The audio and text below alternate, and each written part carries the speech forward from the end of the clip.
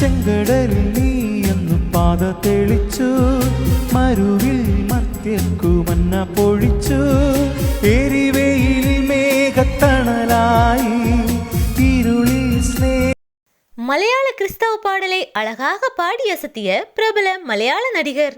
கிறிஸ்தவர்கள் அல்லாதோரையும் கவரும் வீடியோ. தேவாலயங்களில் நாம் பாடல்களால் ஆராதனை செய்து தேவனை மகிமைப்படுத்துகிறோம். கிறிஸ்தவ பாடல்கள் என்பது வெறும் பாடல்கள் அல்ல, அது கடவுளுடனான நம் உறவை பலப்படுத்தும் கருவி.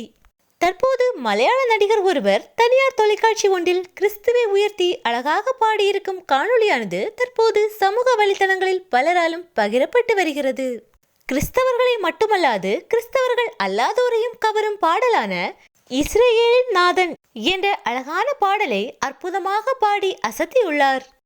அழகான கிறிஸ்தவ பாடலை அற்புதமாக பாடி தேவனை மகிமைப்படுத்திய அந்த நடிகரை கர்த்தர் தாமே ஆசீர்வதிப்பாராக.